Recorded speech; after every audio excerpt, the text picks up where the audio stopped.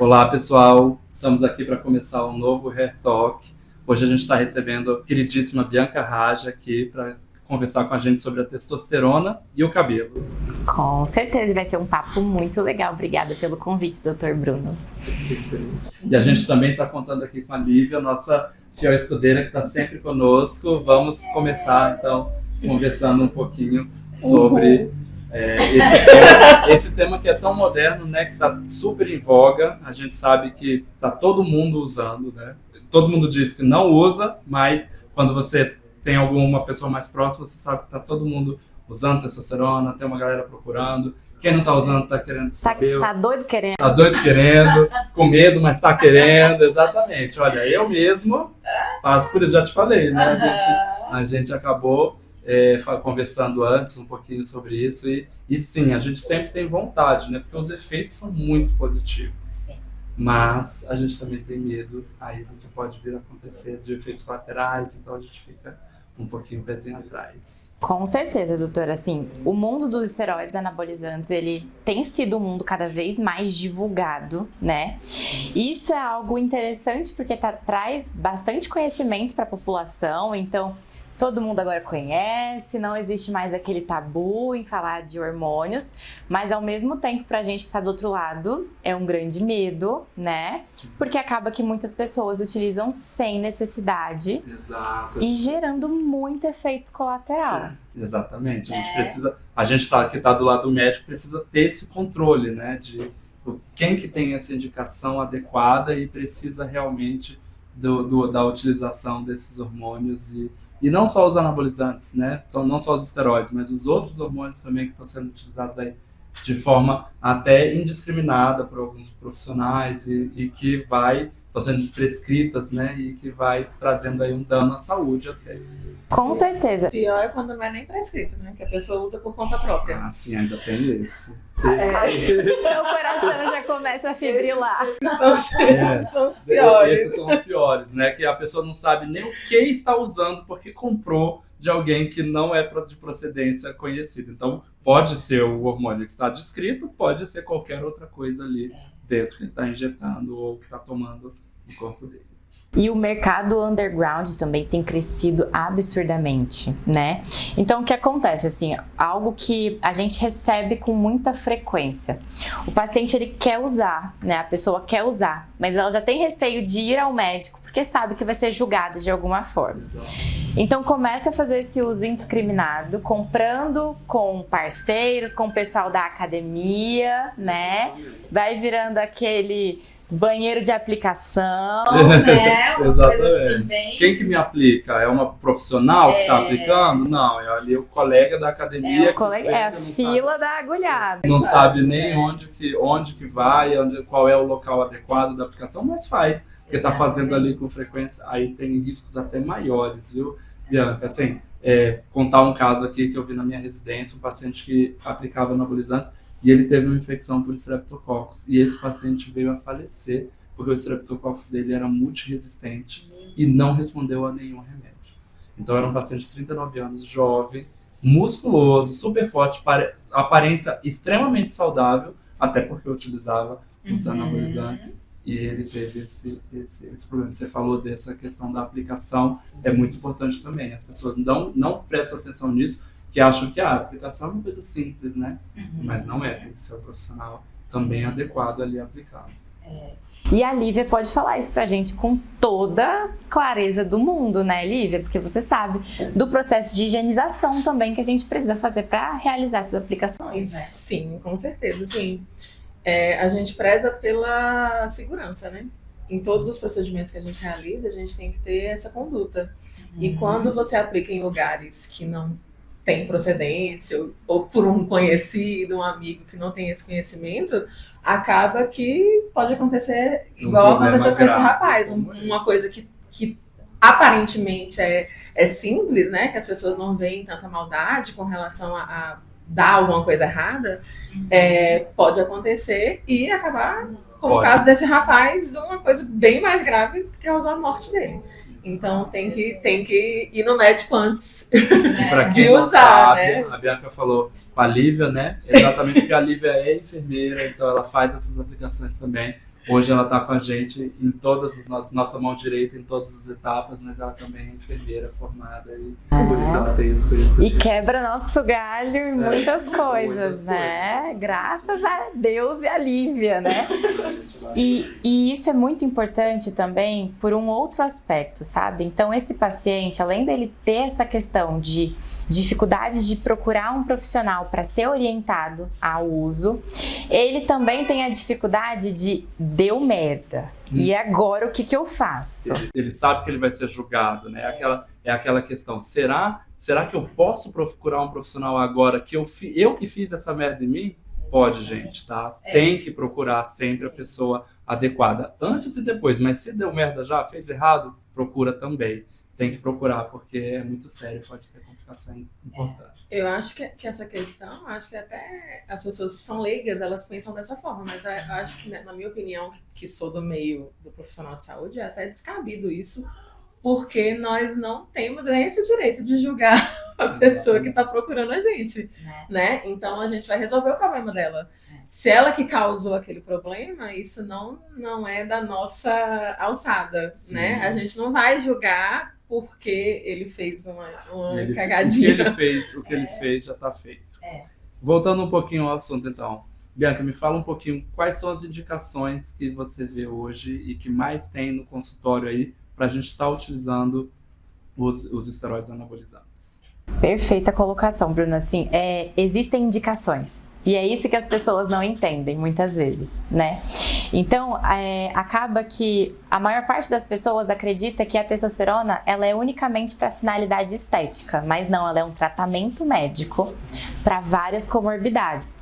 Então, a gente pode usar a testosterona e análogos da testosterona e derivados dela também em vários casos, inclusive casos mais graves, como aquele paciente que um grande queimado, né, um paciente desidratado de UTI, um paciente que está num processo de sarcopenia, que para quem não sabe, sarcopenia é uma perda muito importante da massa muscular.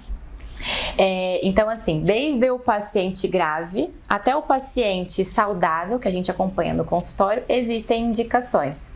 Para esse paciente saudável, normalmente as indicações são hipogonadismo primário ou secundário, ou seja, ou a sua cabeça, sua hipófise não está conseguindo mandar a resposta para que o seu testículo produza a testosterona, ou o testículo em si já não está produzindo, né? Então, nesses dois casos, que é o que a gente mais encontra, são as grandes indicações que a gente acaba utilizando hoje em dia. Depois da resolução do CFM, né, de brecar bastante aí esse uso... Teve uma super resolução agora, né? Sim. É bem atual, né? Faz um mês. E gerou um grande rebuliço. Porque proibiu completamente os médicos de prescrever para fins estéticos. Mas já era proibido, né? Já não era indicado, na verdade. Já não era indicado. Só foi uma reafirmação desse fato, na verdade. Então, tanto que você está falando, as indicações são essas, o hipogonadismo primário, o hipogonadismo secundário, as sarcopenias, né? Isso. E na verdade, assim, aí a gente entra em uma questão um pouco mais complicada, sabe? Porque nós que trabalhamos com o público, a gente sabe que existem as questões estéticas e existem questões estéticas que acabam influenciando também na parte psicológica da pessoa. Sim. Então, logo depois que ele proibiu totalmente, ele voltou um pouquinho atrás falando o seguinte, olha, desde que os benefícios superem os riscos, a gente pode utilizar, né? Porque a gente tem muito aquele paciente super magrinho que, né, o biotipo dele, cara. Tem alguma massa muscular e não conhece, não consegue, né? Gente, mas isso chega até a ser dúbio, né? Porque, desculpa CFM, mas assim, o médico acho que não vai prescrever uma coisa que não vai ser para a melhoria do paciente, igual você falou, desde que supere os riscos. Eu acho que, na realidade, tudo na medicina é isso. É tudo a risco-benefício, né? Mas é exatamente isso que a gente estava falando. Ele reafirmou coisas que já eram óbvias. O médico só pode... Mas por que ele teve que reafirmar isso? Porque tem muita gente não ética que estava prescrevendo de forma indiscriminada. A pessoa já tinha assim a lista, esse médico dá testosterona, então eu vou lá para pedir. E eu só chegava e falava, eu quero testosterona. E o médico já fazia a receita. Então é isso que o CFM acho que teve que reafirmar essas questões que são óbvias. Você só pode dar um medicamento que seja, só pode dar um tratamento que seja benéfico para o seu paciente. E isso é proibido, né, para fins meramente estéticos. Ele teve que reafirmar porque estava tendo gente prescrevendo à torta e à direita. E algo que eu sempre gosto de salientar com os pacientes é o seguinte: a diferença do veneno e da solução é a dose, né? E da medicação é a dose. Então, até entrando um pouquinho no mecanismo de ação da testosterona. Então, a testosterona, ela vai se subdividir em 3 metabólitos. Ela pode se tornar a testosterona livre, que é o que vai lá no nosso músculo, atuar, fazer hipertrofia. Ou ela pode virar DHT, que é a dihidrotestosterona, e aí começa a ter aquele Essa é a parte que a gente vai falar daqui a pouquinho, né? Exatamente. Exatamente. E existe ainda um terceiro metabólito, que é quando ela se transforma em estradiol. O estradiol é um hormônio de predominância feminina. Então, o que estava acontecendo com muitos pacientes? Queda de libido, né? Porque mexeu muito nesse estradiol. O paciente com oscilações de humor. Então, eu tive um paciente que chegou para mim fazendo um uso abusivo de testosterona prescrito por médico. Sim. E ele falou assim, doutora, a Vivo me ligou e eu comecei a chorar. Chora, né? Como se estivesse na TPM. Exatamente. Eu falo assim, olha, desculpa, mas você e sua esposa não estão muito longe, né? Porque ele acaba ficando, assim, realmente muito mais sensível.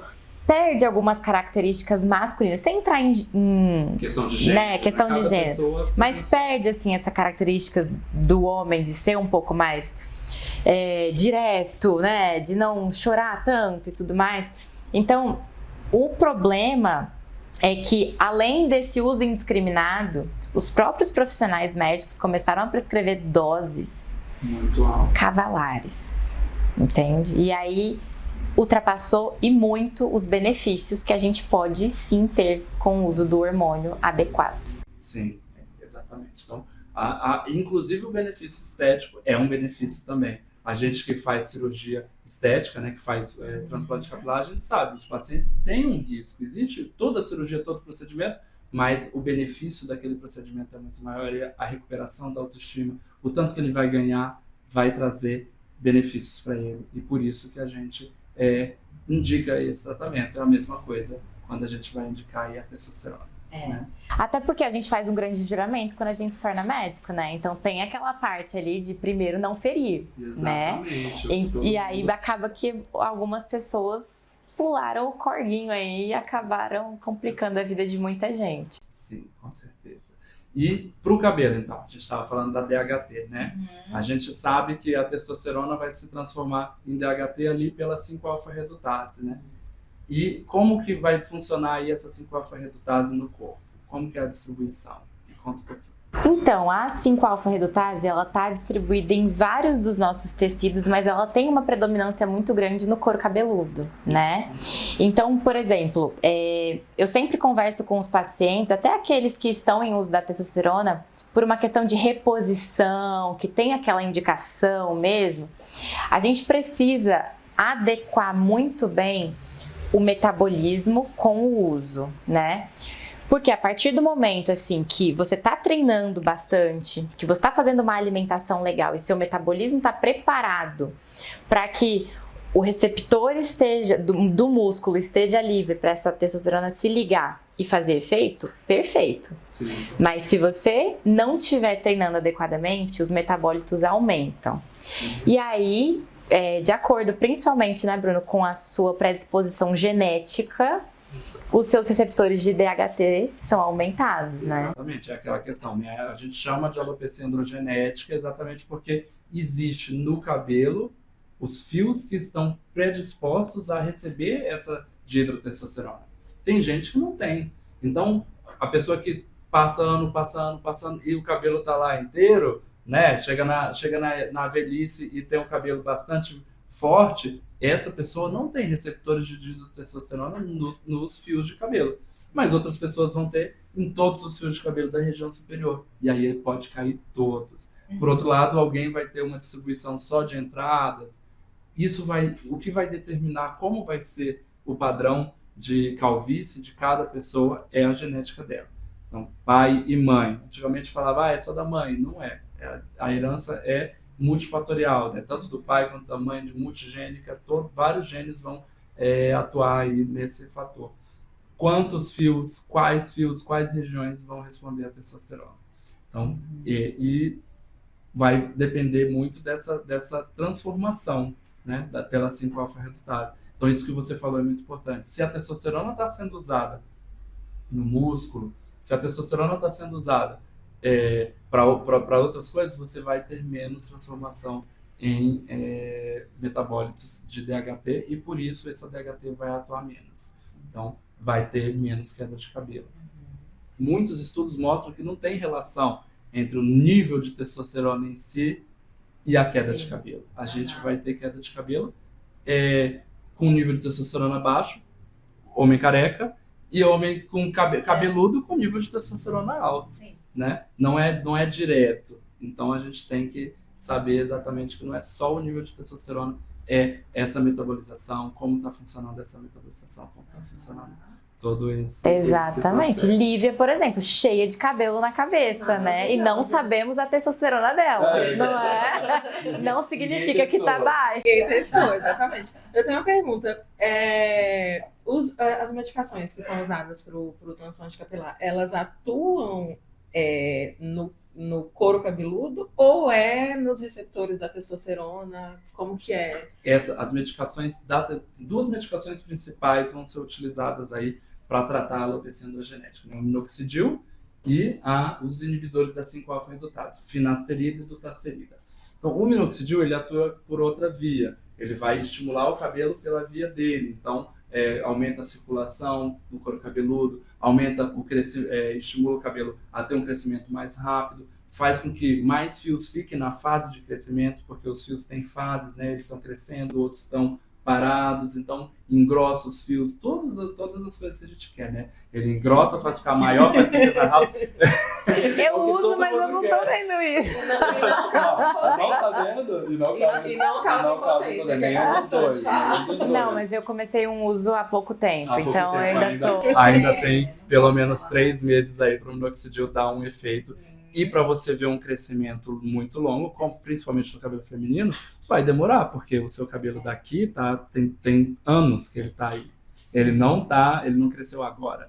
Né? Então, ela vai atuar na raiz do cabelo. E aí vai crescendo a raiz mais forte, mais rápido, deixa ele ficar mais longo, mais volumoso, mas não vai atuar nesse cabelo que está aqui, que já nasceu, que já cresceu, que já está fora. E o outro grupo são os inibidores da 5-alfa-redutase, que é exatamente essa enzima que transforma a testosterona na dihidrotestosterona. E esse grupo é o que tem aí muito tabu, muito medo da impotência sexual, da queda de libido e de várias coisas que poderiam acontecer. Medo, por exemplo, de diminuir a força muscular. A gente vê muitos pacientes que estão utilizando a reposição de testosterona para ganho de massa, para questões estéticas, para outros fins. E aí a gente fala assim, será que não é bom a gente associar? Vamos associar? E eles falam, mas eu vou perder minha massa. Fala um pouquinho pra gente que não perde massa. Não tem nada a ver uma coisa com a outra, né? Quem que vai atuar no músculo? É a testosterona. Não é a dihidrotestosterona. Exatamente. Evitar que essa testosterona se torne dihidrotestosterona não vai aumentar muito, mas poderia até teoricamente aumentar, porque você vai ter mais testosterona livre, você não está destruindo ela em dihidrotestosterona, e quem vai atuar no músculo é a testosterona. Então, a gente tem estudos mostrando que associar quem usa testosterona por hipogonadismo com a finasterida ou a dutasterida não vão ter menor ganho de massa muscular, distribuição de gordura, massa muscular, depois desse tipo. Exatamente. E esse é um tabu que eu quebro também com o meu paciente, porque às vezes o paciente pergunta assim, pode cair cabelo, mas quanto? E eu assim, Não sei. Não tem como a gente prever, né? Então, naquele paciente que já tem uma predisposição maior à queda de cabelo, então eu pergunto, o pai é careca? A mãe tem pouquinho cabelo?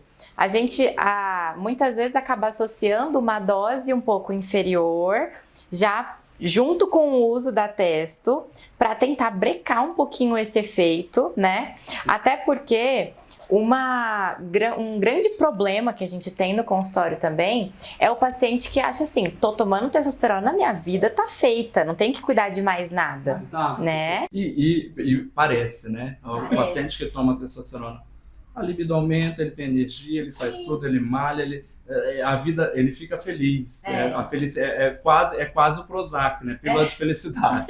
Eu brinco que é assim, a vida ganha cores, né? Antes tava preta e branca, ela ganha cores. Deu cores ali. Então, pra ele, parece, não preciso mais cuidar de nada, porque eu estou 100% feliz, não tô tendo nenhum problema, não sinto mais dor, não sinto mais, recupero meu músculo rápido, malho e recupero meu músculo rápido. Então, eles ficam com um efeito muito tão positivo que passa do ponto, né? Deixa de cuidar das outras áreas. E é aí que a gente entra também em uma outra questão que é, teoricamente, que um certo vício, né? Porque, assim, eu falo para os pacientes, eu falo assim, olha, o que você é você, não é ela. Né? Porque acaba que a pessoa entra assim nesse auge da vida dela de forma tão intensa que ele acredita que, pô, eu não sou nada sem usar a testo, né? E esse é o problema da utilização estética. Porque, por exemplo, quando a gente vai fazer uma reposição hormonal, qual seria uma dose adequada de Durateston, né? A famosa Dura que o pessoal tanto utiliza. Uma ampola a cada 15 dias. As pessoas utilizam uma ampola por semana. Por semana. Já aumentou muito acima do que seria o E chama isso de reposição. Sim. Né? Então não é uma reposição. Você está dando muito acima do que você Exatamente. Né? Então, inclusive, assim, existe uma certa briga de quanto tá a sua testo. Né? Só que eles estão vendo testo total. Eles não estão vendo DHT, livre, muito menos o estradiol. Não vão atrás desses metabólicos que podem estar prejudicando, né? Exatamente. E aí você teria que fazer também um corte desses metabólitos aí. E positivo, então, prescrever junto, principalmente para quem já tem a alopecia androgenética ou tem a predisposição, a finasterida ou a dutasterida, para a gente estar bloqueando aí a formação da DHT, né? Maravilha, agora que eu tô com você. Pronto, agora os pacientes não ficam mais carecas. E se ficar, a gente bota cabelo, porque tem solução também, tem o transplante capilar. Bruno, uma pergunta que eu até tava realmente com dúvida. Vamos supor, esse paciente fez aí o transplante capilar e começou a tomar a testo após transplante. Você também já entra com algum tipo de prevenção? Tem como prevenir ou não? Prevenção da queda de cabelo, e principalmente para quem faz transplante capilar, eu sempre falo que o uso dos medicamentos é contínuo para o resto da vida. Porque a gente vai ter produção, o homem vai ter produção de testosterona para sempre. E pode ter algum cabelo ali que está respondendo ainda, tá?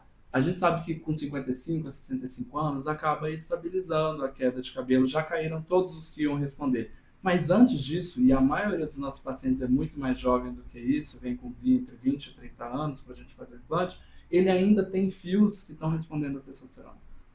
Então ele vai ficar, após o transplante, tomando aquelas medicações de forma contínua para sempre. Essa é a opinião que eu passo para eles. Muitos pacientes têm restrição, eu não quero tomar a finasterida ou a dutasterida porque deixa broxa, porque não tem libido.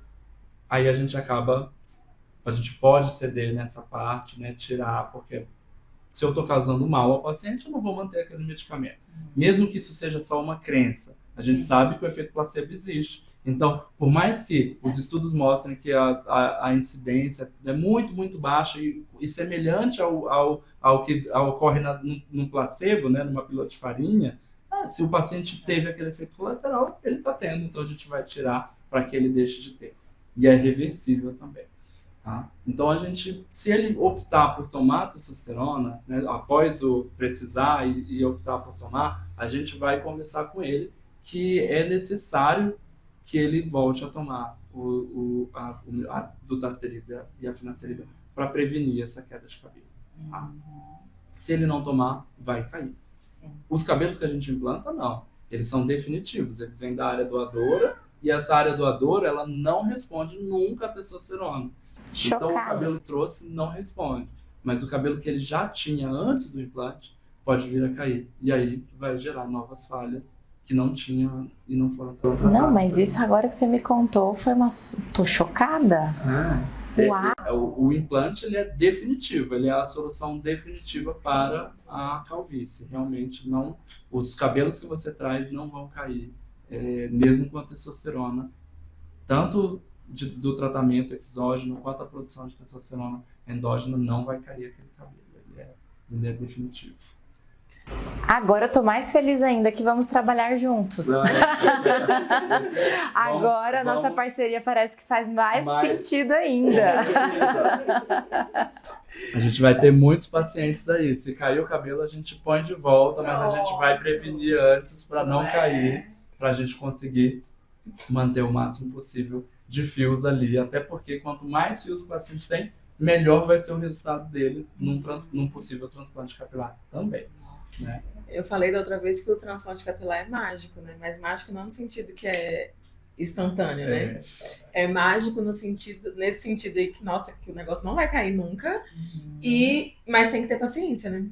Tem que ter muita paciência, porque para o resultado do transplante é 1 ano, as medicações são meses, para a vida toda. Tem medicações que vão uns meses e outras que vão ficar pro resto da vida. A medicação que eu falo assim, meses para o efeito aparecer, né? Igual a Bianca falou, que não tá vendo efeito ainda, mas tem pouco tempo que ela tá tomando. Então, é paciência e resumindo, né? O resumo do transplante capilar é paciência, não vai ficar impotente. E é para sempre. Então, assim, tem que ter paciência, muita paciência. Solução definitiva aí para sempre, da parte do cabelo.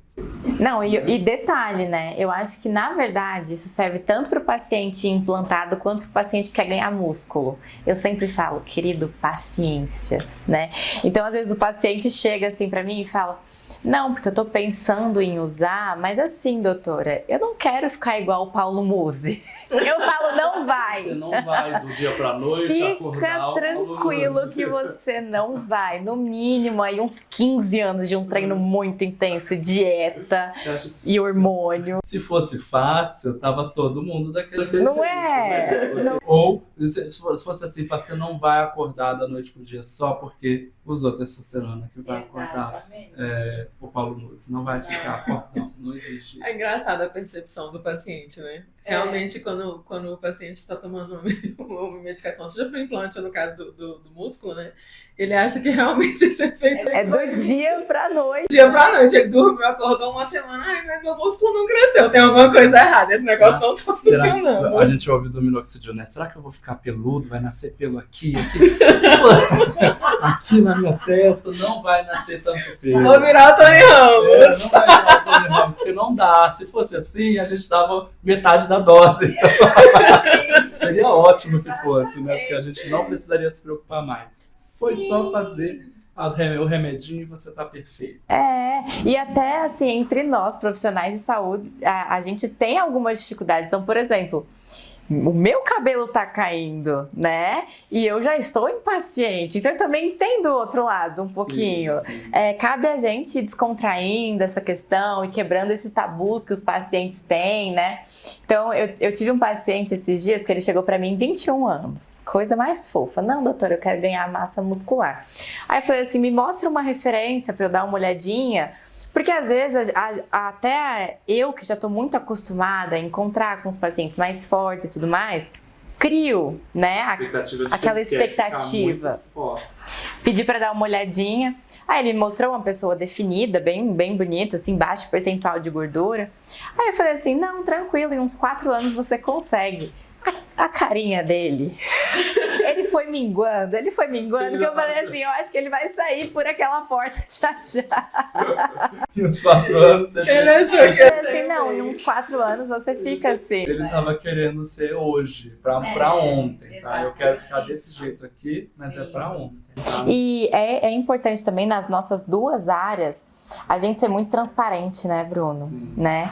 Porque assim, eu sempre falo pro paciente, eu sempre estimulo muito o paciente que não tem nenhum tipo de deficiência hormonal, que não tem nenhum problema, a fazer o natural, né? A tentar o natural o máximo possível, porque até assim, para que a testosterona faça um bom efeito, a gente precisa de muito receptor no músculo, para quando ela chegar, ela ligar e conseguir fazer a hipertrofia, que é o que todo mundo deseja.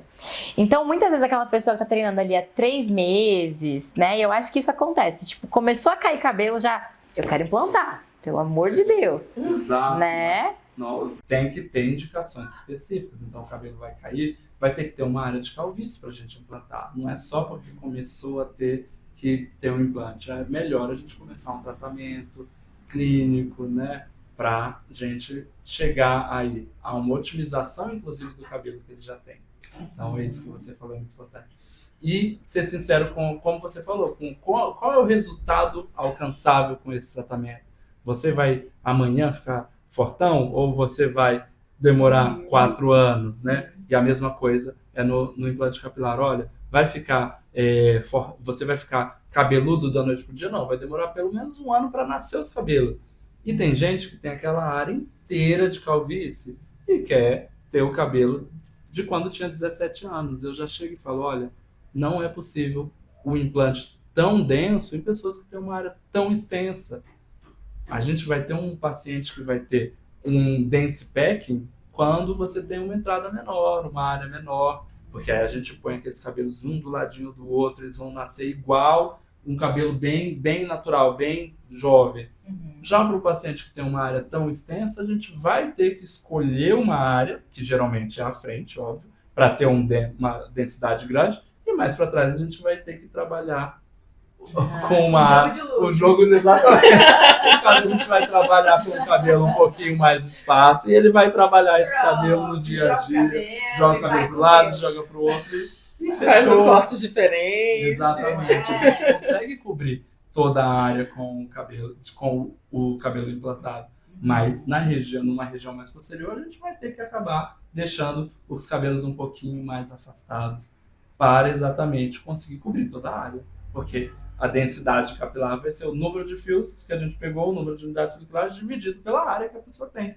Quanto mais área, menor vai ser essa densidade, obviamente. Né? Isso é muito importante. Realista, né? Ser realista. É igual tanto no caso de vocês dois, porque às vezes realmente o paciente, por ser leigo mesmo, ou por sonhar demais, porque às vezes ele acredita que, às vezes a gente acha que é tanto cabelo, igual no meu caso, é tanto cabelo, tem muito cabelo aqui atrás, dá pra trazer um monte pra aqui pra frente, vai ficar tudo normal como era antes, mas é não só tem uma como, redistribuição, né? A gente redistribui o cabelo no couro cabeludo daquele paciente. Então, eu não crio novos fios, eu só vou redistribuir. E o que tirou não nasce mais, porque né? da área doadora não da nasce. área Então, se eu tirar todos da área doadora, vai ficar careca aqui para ter cabelo aqui. Aí criou. Exato. Então, ele cria um novo problema. E Bruno, surgiu uma dúvida aqui na minha cabeça agora. Durante esse ano aí que o paciente tá, né, começando a ter os efeitos, até consolidar tudo, existe algum tipo assim de conselho amigo em relação a não fazer o uso de testosterona? Sim, é um momento que a gente fala que esses fios novos, eles estão frágeis ainda, né? Então, até eles pegarem melhor, até eles terem a integração completa e terem nascido, eles podem, numa inflamação, em outros processos, vir a não nascer. Então, nesse período seria mais essencial ainda o uso das medicações e evitar um uso de testosterona exógena se possível. Tá? Mas a gente tem pacientes que não conseguem, né? Que, como você disse, é até um vício, tanto estético quanto da vida, né? A minha vida só existe por causa da testosterona. Então, antes eu não tinha libido, eu não transava com a minha esposa, eu não tinha um bom relacionamento com a minha esposa, eu não conseguia ir na academia, e agora eu faço tudo isso e ainda trabalho e tenho tudo. Então, com o pé no peito. com o pé no, exatamente. Então eles ficam numa necessidade de utilizar essa testosterona de novo. Então a gente pede assim, você tem que suspender pelo menos por 15 dias antes e 15 dias depois do transplante, porque é uma cirurgia, né? Então é um período curto. Não, mas esse período é o mínimo.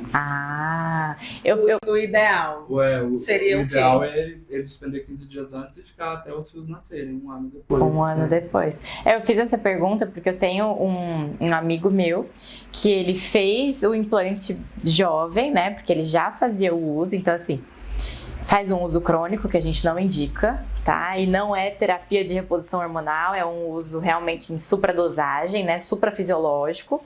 Para quem não sabe o que é suprafisiológico, é acima do normal, né? Do que a gente produziria naturalmente.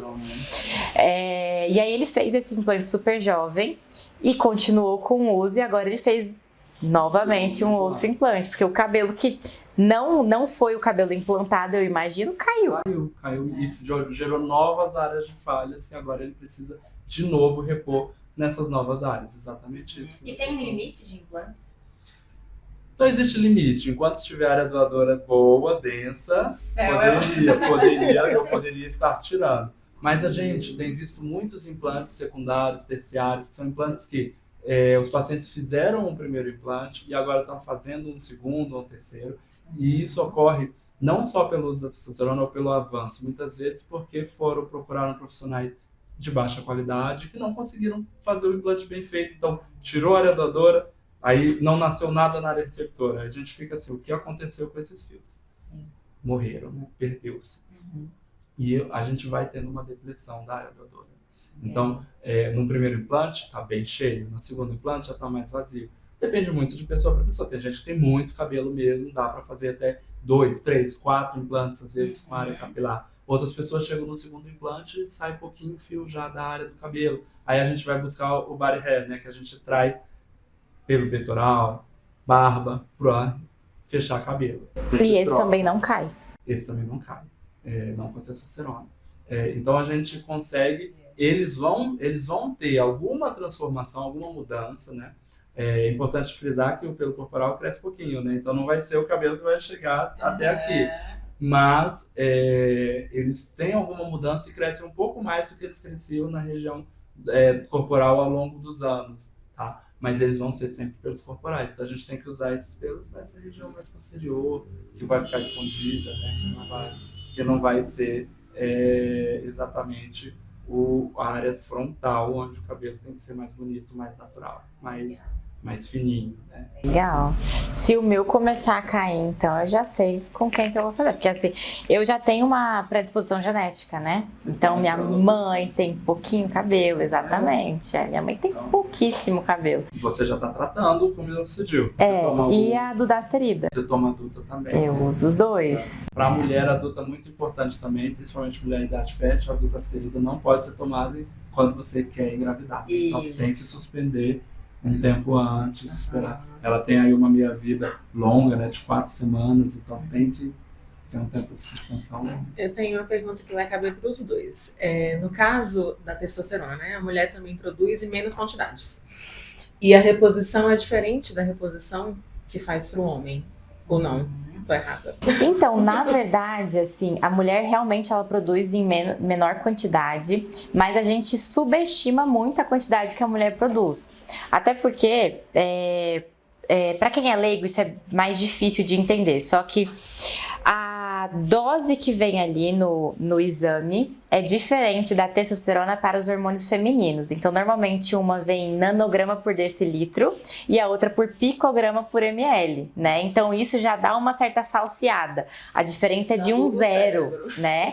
Então, assim, vamos supor que uma poderia vir com uma dosagem de 100 e ela vem com 10. Você fala assim, pô, eu produzo pouquíssimo, né? Óbvio que em relação a um homem que tem uma boa produção, com 600, e a gente faz assim 20 com muito esforço, né? Isso é bem considerável. Só que algo que eu sempre converso com as pacientes o exame de sangue para a mulher de testosterona não é um exame muito fidedigno, porque além da gente ciclar os nossos hormônios dentro do ciclo menstrual, nós também ciclamos em um dia. Então, de manhã, normalmente a gente produz estradiol e testosterona, e à noite a gente tem uma produção um pouquinho maior de progesterona, que é um hormônio relaxante. Então, realmente... Eu não sabia mesmo que existia esse ciclo. Sério? Diário de Por isso que somos, né, um pouco mais instáveis, eventualmente. Pouca coisa. Eventualmente. Pouca coisa, assim. Se a gente conseguir contar, sei lá, 10 dias em um mês que a gente tá sã, né? Isso é muita coisa. E essa distribuição de horário, Bruno, é inclusive a que a gente usa pra mulher menopausada, né? Porque se a gente coloca estradiol com testo à noite, ela fica muito agitada e não dorme. Então a gente coloca progesterona à noite pra ela dar uma relaxada, induz muito sono. É fantástico o resultado. E o estradiol com a testo de manhã.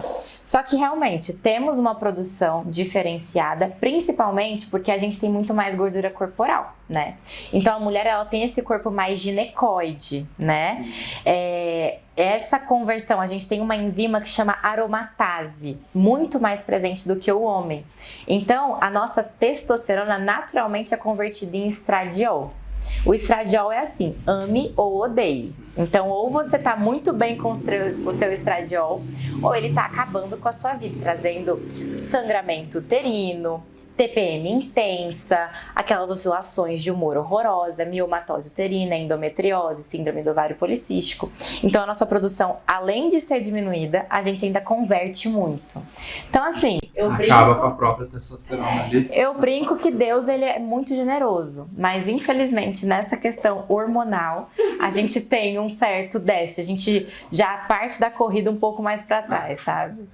E a segunda parte da pergunta é para você. Com relação ao cabelo, no caso da mulher, porque a queda é por causa da testosterona.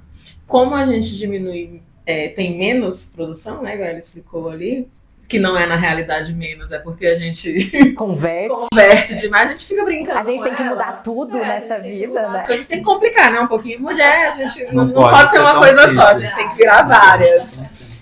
E aí, no caso, é tanto para queda quanto para o cabelo mais ralinho? Ou é só para o cabelo ralo, no caso da mulher? A testosterona contribui para os dois ou é só para... A testosterona, tanto no homem quanto na mulher, ela não causa queda de cabelo. Tá? Então, quando a paciente chega e fala assim, doutor, eu puxo aqui e eu vejo um tufo de cabelo caindo. Não parece ser a queixa de uma paciente com alopecia androgenética. Essa paciente pode ter o que a gente chama de eflúvio telógeno, que é exatamente uma falta de vitamina, um excesso ou falta de alguns hormônios, a presença ali de uma inflamação, então, por uma doença como a Covid, por exemplo, e que depois, ou uma cirurgia, fez cirurgia, e depois de um tempo cai o cabelo. Então, esse é eflúvio telógeno. A testosterona, por outro lado, tanto no homem como na mulher, ela vai estar diminuindo o crescimento do fio, afinando esse fio, até um momento em que esse fio caiu e ele não nasce mais. Então ela enfraquece. Ela vai enfraquecendo o fio até ele morrer. Exato, ele vai afinando até sumir. Então, tanto no homem como na mulher. E na mulher, a distribuição geralmente é um pouquinho diferente, né? No homem, você vai ter uma distribuição com entradas, com a coroa, e aí ele vai se espalhando e forma até sumir o cabelo todo. Na mulher, a distribuição da alopecia androgenética vai ser em todo o couro cabeludo com um afinamento generalizado. Então a mulher faz assim e vê muito couro cabeludo no meio ali daquele cabelo. E não vai ter uma entrada específica. Aí ela acha que meu cabelo está caindo, porque caiu em todas as regiões. Não associa a alopecia androgenética, mas 50% das mulheres têm alopecia androgenética também. Então é uma doença muito prevalente nas mulheres. Vai chegar a ter indicação de transplante? Não, muitas vezes a gente consegue segurar com tratamento clínico, com procedimentos, né, que a gente faz, MMP, intradermoterapia, com esses medicamentos, mas algumas dessas pacientes vão precisar do transplante. Tá Agora bom. eu já tenho outra pergunta. Pode Porque eu sou a garota das perguntas. Não, mas às vezes é dúvida que a gente às vezes tem. Eu tô lá tomando meu banho, cai um tufo de cabelo. Como que eu sei que é Patológico. patológico?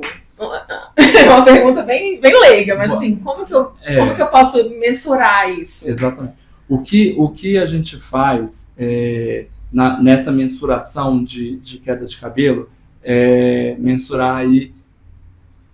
A gente pode ter queda de cabelo aí de 100 a 150 fios por dia. Então, quando a gente quer diagnosticar essa queda, às vezes a gente pede para o paciente juntar todos aqueles fios de cabelo que estão caindo num dia e botar num saquinho. E aí o paciente faz isso alguns dias e leva os saquinhos e você vê se é uma quantidade muito grande ou não, pelo tamanho ali do tufinho de cabelo. Tá? Meu Deus, eu já vou separar meu saquinho hoje. Hoje ela está começando a fazer o saquinho, pega do travesseiro. O saquinho pega do cabelo. Aquele do banho, pintou o cabelo, saiu na escova, então junta todas, tá? E pode levar. Então, quem faz isso normalmente é o tricologista, que é o dermatologista especialista na parte clínica do cabelo, tá? Então, é ele que vai fazer essa avaliação. Mas outra avaliação possível a gente pede para o paciente vir para o consultório, lavou ontem, não lava hoje, vem para o consultório e a gente puxa o cabelo e vê se esse fio se soltou. Quantos fios se soltaram? Qual é a qualidade daqueles fios? Se você consegue ver com o dermatoscópio, que é uma lupa de aumento, o dermatologista ele vai dar uma olhada naquele cabelo e ver. É um fio de cabelo que estava já telógeno, é um fio de cabelo que era para não ter caído, é um fio de cabelo que quebrou no meio, então, porque também tem isso, né? Tem as doenças cosméticas do cabelo que está grande, é muito comum na mulher. Fez um monte de tintura, fez o alisamento aqui, tantos anos que aquele cabelo está ali, e aí agora esse cabelo está quebradiço, não é um cabelo que está caindo. Tá? Então pode ser fios. O meu são os dois. Eu fiz muita besteira e agora começou a cair também. Então agora, daqui pra Que a gente não vai te julgar. Pode. vocês estarão de portas abertas. Vamos, Isso, tá? A gente vai está de falar portas abertas para recebê-la. essa ajuda. E Bianca, então, para a gente finalizar aqui o nosso podcast, a nossa conversa de hoje, qual mensagem que você deixa aí para os pacientes que querem tomar a testosterona ou que estão tomando a testosterona e têm a preocupação com o cabelo? O seu médico tem que ser o seu melhor amigo, tá? Então, mesmo que exista um medo e que você tenha esse receio de procurar alguém, procure até achar alguém que você confie, porque nós médicos, acima de tudo, também somos humanos, né? E alguns médicos acabam esquecendo disso. Então, a gente também erra, a gente também tem dúvidas, como a gente conseguiu esclarecer aqui. Então, eu acredito que o paciente que consegue adquirir um bom relacionamento com seu médico, tirar todas as dúvidas com tranquilidade, é um paciente que com certeza tem muito mais saúde e a gente consegue aí acompanhá-lo, seja em qualquer fase da vida dele. Com certeza, muito boa a mensagem. Realmente é isso, né? Confiar no seu médico é o primeiro passo para você ter um tratamento de sucesso. O médico que vai trazer ali um tratamento que vai te dar o resultado que você deseja. Com certeza. E Bruno, foi um prazer estar aqui com vocês. Lívia também, obrigada por terem me recebido. A gente que agradece super a sua participação, foi maravilhosa. E a gente vai fazer mais participações aí, se Deus quiser. Com certeza. Inclusive, agora o Bruno me chamou aí junto com a Lívia para que eu comece também os meus atendimentos no consultório do Bruno. Então, se vocês querem médicos de confiança, estamos aí, não é? Para compartilhar os pacientes e cuidar de todo mundo numa grande família. Com certeza, no mesmo lugar, pertinho, tá ali, a gente cuida junto e estamos atuando juntos aí. Eu que agradeço muito a sua participação, agradeço também a participação da Lívia e vamos começar agora atendendo juntos também, vai ser um sucesso. Casadinha de milhões essa. Não é? Estamos animados. Maravilhosos. Obrigada, pessoal. Tchau, tchau. Foi um prazer. Eu sou a doutora Bianca Raggi, atuo com nutrologia. E se vocês tiverem qualquer dúvida, pode deixar aqui que eu vou responder vocês com muito carinho. Obrigado, pessoal, que nos assistiu até agora. Muito obrigado. Eu sou o Dr. Bruno Litigazzi, vocês já conhecem, que estão aqui no nosso podcast. E a gente faz o transplante capilar. Se vocês tiverem qualquer dúvida sobre o transplante, podem deixar aqui embaixo que a gente responde.